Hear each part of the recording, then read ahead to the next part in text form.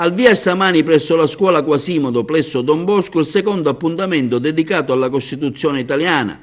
A discutere con gli alunni il dottor Antonio Liotta, che ha approfondito il tema dell'educazione alla salute. È il secondo incontro nell'ambito di questo progetto Una carta sempre giovane, dedicato proprio alla celebrazione del 70° della nascita della nostra Costituzione.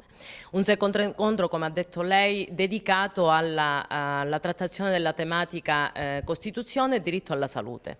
I ragazzi, grazie alla preparazione data dai docenti di lettere, hanno avuto la possibilità di prepararsi a questo incontro con il dottor Liotta alla trattazione di questo tema, ripercorrendo un po' quello che ha voluto imprimere l'articolo 32 della Costituzione, che parla proprio del diritto alla salute nell'ambito dei diritti e doveri dei cittadini.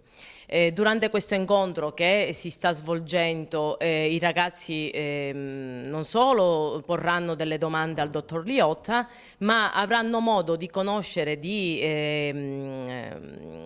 diciamo ancora di più, andare a ricercare quali sono insomma, i diritti che sono insiti proprio nella nostra Carta Costituzionale. È una cosa importante perché i ragazzi a questa età avvicinarsi al tema della salute partendo dalla Costituzione, al di là del fatto del 70° anno della Costituzione, è importante perché diventa un processo di crescita e la Carta Costituzionale nei vari articoli, il 3, il 32 e poi il 117, gli articoli della Costituzione, trattano questa materia in maniera particolare, che i ragazzi partano dalla Costituzione per approfondire i temi della salute, credo che sia importantissimo. E ho trovato qui dei ragazzi in questa scuola preparati, che hanno fatto le letture specifiche e mi stanno subissando di domande importanti. Per esempio una sul rapporto business nella salute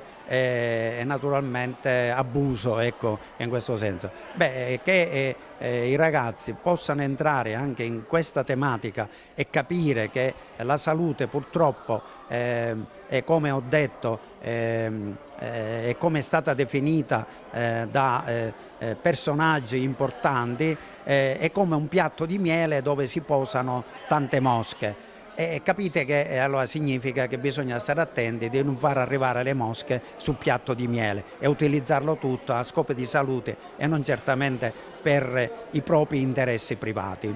È stato molto formativo perché abbiamo imparato a salvaguardare il nostro corpo con una sana alimentazione. È stato un corso bello, anche costruttivo e formativo.